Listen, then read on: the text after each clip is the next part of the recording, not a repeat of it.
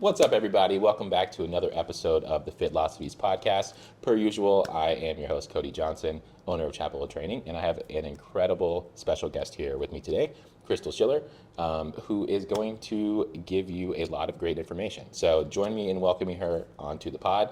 Crystal, tell everyone who you are, what you're about, and why you are a badass. Oh, thanks, Cody. I'm Crystal Schiller. I'm a clinical psychologist and researcher at UNC Chapel Hill, where I study how hormones regulate mood and the brain and also cognition in women across the reproductive lifespan. So starting at puberty and going all the way up through menopause. Okay, awesome. So for everyone out there listening, today we are going to be continuing our trend of discussing anxiety, building confidence, and how people kind of go about their lives and improving health outcomes with those two things in mind. However, today's going to be a little bit different. We're going to be spending a lot of time talking about Crystal's research focus, which is women, and specifically we'll be talking a little bit more about menopause and periods of change around there. So for all the men listening out there, listen up.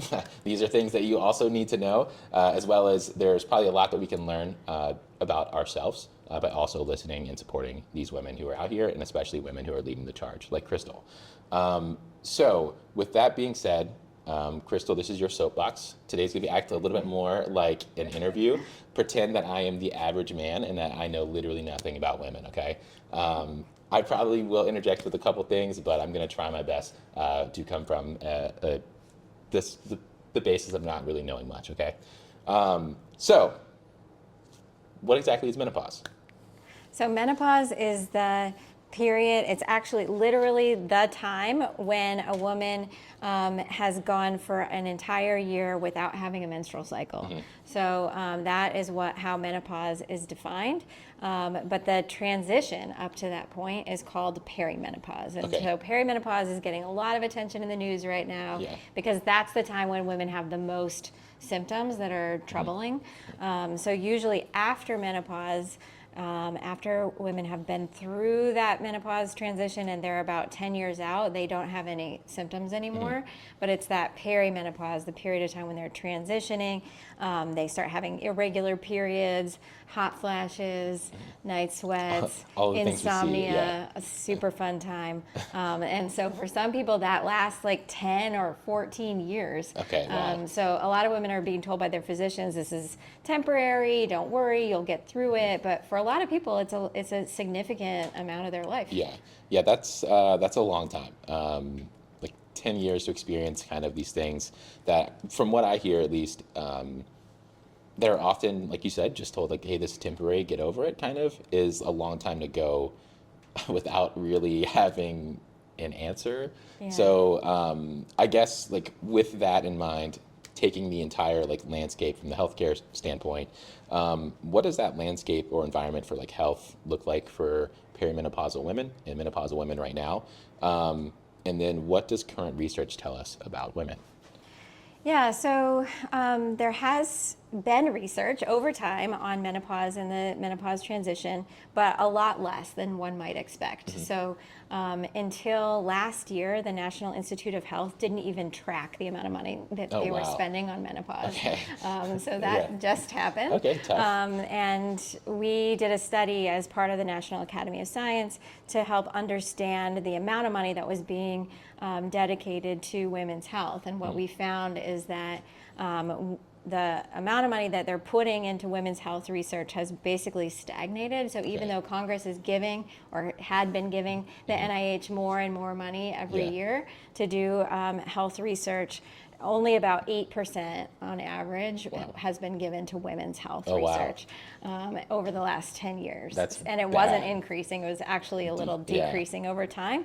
So you can imagine how much, of that 8% was actually given to studying menopause. So that should tell us that we're actually way behind where we need to be, and that's what women experience when they go to seek health care. So many physicians that were trained 10 years ago, even 5 years ago, have only gotten a couple of lectures on menopause at most. And so a lot of people aren't up to date on the latest science.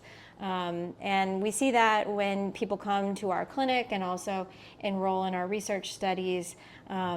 Many of them tell us that they were not able to get healthcare anywhere else Wow. because Okay. they were told that they just basically have to like kind of deal with it. Yeah. deal with it and get Yeah, through like, it. suck it up. Yeah. Yeah, suck it okay. up. It'll be over soon, Yeah. kind of thing. And Wow. and that's just not true because we actually have good treatments for Yeah. a lot of the symptoms that people experience as they go through menopause. Now, holding the other side, menopause is a natural life transition, and so Right. there's also people out there that say we shouldn't pathologize it and we shouldn't treat it like a medical condition because Right. it's part of natural life, except that so many people are experiencing symptoms that are impairing their ability to go out through Right. their day-to-day lives. Right. So hot flashes are really uncomfortable and they interfere with one's ability to do things. Mood changes, which is sort of my domain, Right. we see really impact Yeah. people's functioning, and also they cause a lot of distress. So Yeah. I am an advocate for don't fix it if it's not broken, right? Yeah, So if yeah. you're going through menopause and you're one of the lucky ones and Yeah. you feel great, then Yeah. there's nothing to be done, right? But if you're experiencing symptoms, like just know that there are good treatments. For sure. Yeah. So I got a couple of follow-ups on that before we kind of get into treatment options in your clinic and things. But one of the things you touched on was, I guess, current physicians, current doctors haven't got that many lectures or information regarding menopause itself. When you're doing your research, what do you see as the lag time between when research is actually being funded to when it is occurring to when it actually gets put into the like modern practice, right? Yeah.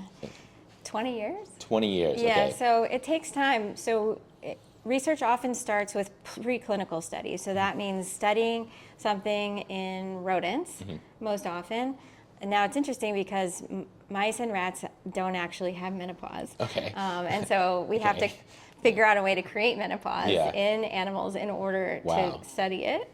And so that is sort of the starting point for research. And so once you can identify a phenomenon in a preclinical model, then you can move it into a clinical model, meaning humans. Okay. And then you start with observational studies. Do we see that this kind of phenomenon in humans?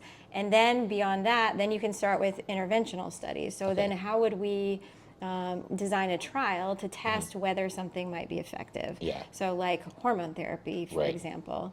Hormone therapies started around the 1900s, actually. Okay. Wow. I did not know that. Yeah, the first hormone therapies were they removed ovaries from an animal Okay. and dried them Oh. and ground them up Okay. and gave them to women. Kind of getting worse and worse this entire See time. Okay, what yeah. would happen. And actually, what they found is this ovarian tissue actually reversed the symptoms of menopause. Okay, that's great. Yeah, that went a lot of different ways, y'all. That went a lot of different ways. But okay, great So the outcomes. history of medicine Wonderful. in this area, yeah. And so we've advanced a long way since Yeah, then, yeah. thankfully. Yep. And we do have good hormonal treatments for a lot of the symptoms that women experience. So there are FDA-approved medications, hormonal treatments for hot flashes Okay. and bone health Okay. as women navigate this transition to menopause. Right. Okay. Yeah. So then, with that in mind, let's talk about a little bit, or let's talk. Tell me a little bit about, and everyone here, a little bit more about what's going on physiologically in the body. Like you mentioned a lot of symptoms, but what's creating those symptoms? And then from your research, I guess what do you see as like best treatment options? And then how can we really put that into real world terms for any women out there who are just kind of like, I need to do something now? What actions can they take? Yeah. So physiologically, what menopause is the female body is born with all of the eggs that it's ever going to have. Okay. And so when the female body reaches puberty, it starts releasing those eggs, one ovary at a time. They alternate month to month. Okay. And eventually the eggs run out. And so as the eggs run out, ovaries start or stop producing estrogen and progesterone. Okay. And there's a feedback loop between the ovaries and the brain.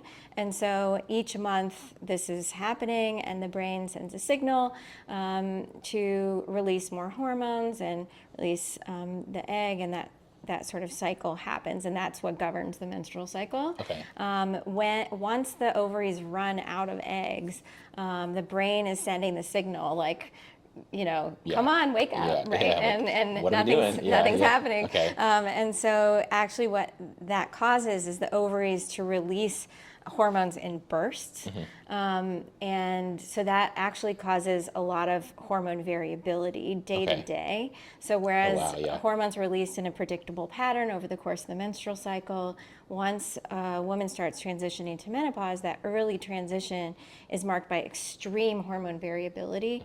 And so periods get closer together and heavier initially before they start spreading out and then eventually stopping. But during this transition, estradiol, or the most sort of powerful form of estrogen, the release of it becomes really erratic. And so that is what we think causes a lot of these symptoms. And over time, it diminishes down to very low levels. And so that reduction also has been hypothesized to cause a lot of the symptoms that we see. And so the adding it back then reverses some of those symptoms. Okay, and that's kind of what you were discussing a little bit more about hormone treatment therapies, correct? Right. Okay, yeah, that's pretty cool. I mean, being able to pinpoint at least one thing that is like an objective, like, hey, this goes up, this goes down, we see real world impact. I think that's really important. And I think, at least from my perspective, guys, pretend I do know a little bit now. Throwing it back in there, we have definitely seen in the just popular lexicon right now, just a lot of people turning towards hormone replacement therapy, both men and women. I would say it's way more popular among men right now, but that has to do a lot with many other topics, which we'll eventually get to on the podcast. But specifically with women, I think it's become more of it's become more well known. And I think that people like you are putting a lot of this great information out there about causes, effects, what current research is saying. You're doing the research. And I think it's really important for everyone to feel empowered enough to know at least enough to ask, right? And figure out what's kind of good for them. So with that in mind, what would you say to somebody who's like, hey, Crystal, menopause sucks, and I feel like crap all the time. Well, how do I stop feeling like crap? Yeah. So I think there are a lot of different questions that I might ask in response, because a good health professional doesn't just come in with no blanket statement, guns right? blazing, here's your best treatment, right? And actually people want simple answers, and I think that's very available online right now, right? So there are a lot of people saying, menopause hormone therapy or hormone replacement therapy is the best thing since sliced bread. Everyone should do it, right? And then on the other side, there are people saying this is the worst thing you could ever do. It's dangerous and no one should ever do it. And the truth lies in the middle. Right. And it's an individual choice, right? Based on how many symptoms you're experiencing, the kind of symptoms, how severe they are, also your own personal risk factors and how that sort of offsets the potential benefits of taking hormones. So, and then there are non-hormonal treatments as well that we could talk about. But if you think about it, like you said, from a cost or from a risk benefit analysis, but also what's causing these symptoms, right? The hormone change is causing the symptoms. And so it seems ideal then to have a hormonal option for treating them. 100%. And the research really bears that out. So for people who don't have a lot of risk factors, taking estrogen helps with hot flashes, improves sleep, it improves bone health, it improves strength, and did I say sleep already? No, but that's a big one too. Yeah, sleep. That's a great one. And so they're just in cardiovascular health too. Nice. So there are a lot of benefits of taking estrogen. And for people who have a uterus, that you have to combine estrogen treatment with progesterone, which is another hormone that doesn't seem to impact symptoms all that much, but it does prevent the uterine lining from building up. And so that's why for people who do have a uterus, they also have to add progesterone to prevent the uterine lining buildup that can cause cancer. So to prevent uterine cancer, estrogen plus progesterone is traditional hormone replacement therapy, what's now being called menopause hormone therapy. There's been a little bit of a rebrand, so that's what we're calling it now. We all love a rebrand. But so that's one option. There's another newer drug that Pfizer released called Duovy. It's something called a tissue selective estrogen complex, which means that it combines estrogen, with another drug that the kind of drug that's usually used to treat breast cancer. So it blocks estrogen receptors in certain tissues. And this drug, when you take it, it provides estrogen to the brain and to the bone, which is really good. But it blocks estrogen from binding to tissues in the uterus and breast. Nice. So you don't have to take it with progesterone, which is great for people who don't want to take progesterone. And the reasons not to take progesterone are that it causes fatigue, and in my world, it also has negative mood effects for some people. Not all, but some people experience a lot of irritability when they take progesterone, and so we like this newer way of delivering estrogen because we don't have to prescribe progesterone. And for people who are concerned about breast cancer, this is a great option. And then it's also sort of thought that people who've had breast cancer in the past, maybe very early stage, who aren't taking anti-hormonal medications, this could potentially be a good treatment option for them as well, although I haven't personally studied it for that. We've been looking at the mood effects of these different treatments, and we see that for people who have mood symptoms, so depression, anxiety, irritability, as they transition to menopause, we can reverse those symptoms within just a couple of weeks of hormone treatment. Nice. That's amazing. Yeah. And for anyone listening out there, treating any type of mood disorder in like a few weeks is kind of incredible. Like I think if you, and Crystal, you can back me up on this, but if you were to look at like common treatment options for like depression or anxiety, it's typically like an SSRI. And at bare minimum, they usually say you have to take whatever dosage you're being prescribed for at least 4 weeks to begin seeing like any type of change in those symptoms. So kind of going from a hormonal replacement here where now we're getting actually, I would imagine, even quicker and better change in a short amount of time is huge, especially when, from what Crystal has said here, and I would imagine many women also face, is you get those symptoms just going through menopause. And so I think that that's kind of amazing, actually, and I'm glad that you're here to tell people about it. So make sure you listen up, everybody. Go ahead and start crushing down those animal ovaries, because it's time to start eating good, right? Now we have better options, thank goodness. Don't actually do that. There are better options, but you get my drift, right? So there's some really cool stuff happening out there. So I got a few more questions for you. Andrew, how are we doing on time? Good? Okay.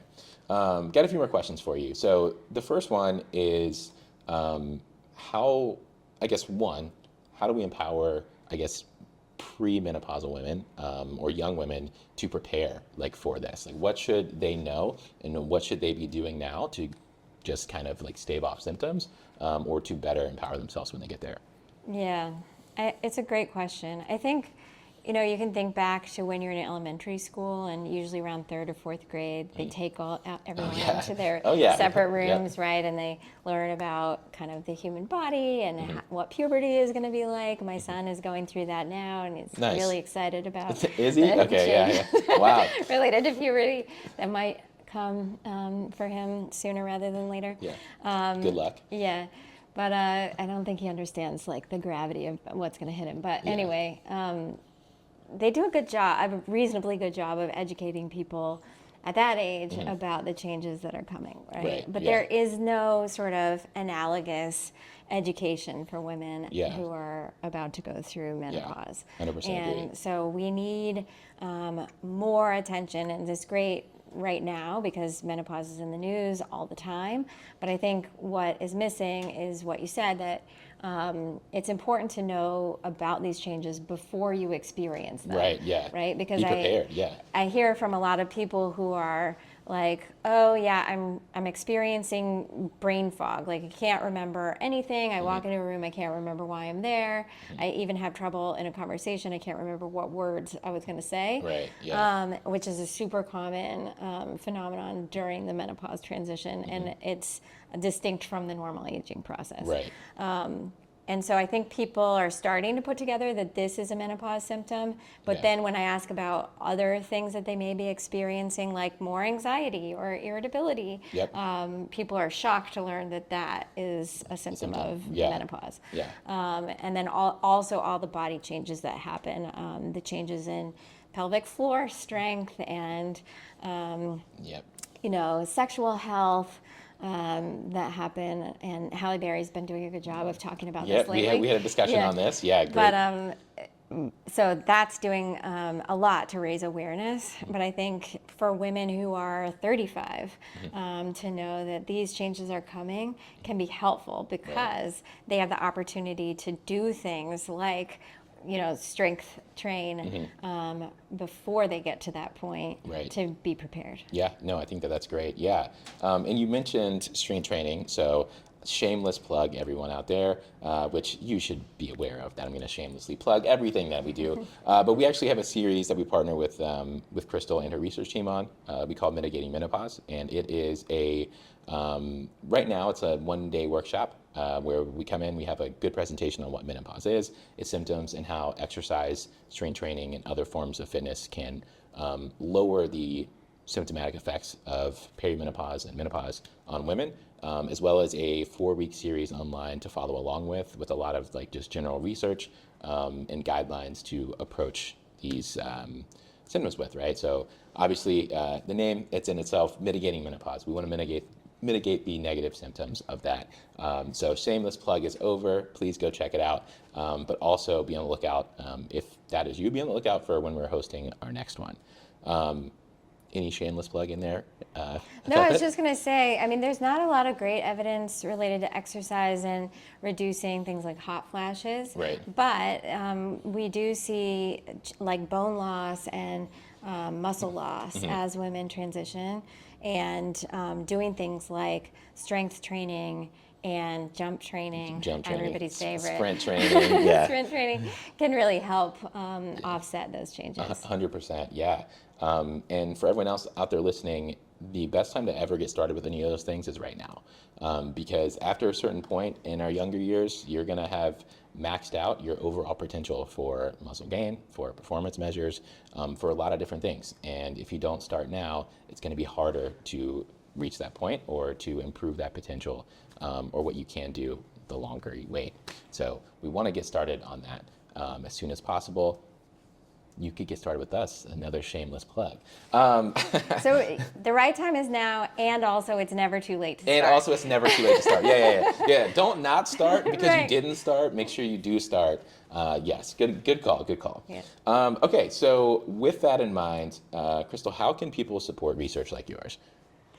Well, so a lot of our funding comes from federal grants through the National Institutes of Health, the National Science Foundation, but right now, more than ever before, a lot of our funding is coming from private donors, Okay. And that could be big or small, right? So there are people in our Chapel Hill community, but also across the country who recognize the importance of research in this space and who are compelled to support researchers and support science. And so more and more our funding is now turning toward some of these private sources of funds. Yeah, that's good. Make sure you guys donate. We're going to put a link down on the YouTube broadcast here, but we'll also add something to our website so you can go and donate whatever you would like. Okay, and I guess my last question for you is when it comes to navigating all these changes from a mood perspective, how can we empower people to build their confidence in this this section. How can we reduce anxiety? How can we build confidence in women? How can we build confidence in anybody going through a good life change? Or maybe not a good life change, but a life change. You know? Yeah. Well, this is like a whole course of graduate study, Yeah, but yeah. I'll try to distill it down for you. For dumb men, right? Like for just, Yeah. and give me 2 sentences. Yeah, so one thing. Maybe 3 sentences. Okay, one thing that people can do first is just empower themselves with knowledge. And so tracking symptoms over time is what I encourage everyone to do, because knowing how your symptoms change relative to your menstrual cycle and how they're changing over time can provide you with really important information. Not just in terms of like what's going wrong, but also what do I do that improves my mood? Yeah. And so that's a big part of what we do in our clinic as psychologists, teaching people what things actually improve your mood. Because as humans, we're pretty bad at predicting what's going to make me feel good, and we often do things that actually make us feel bad.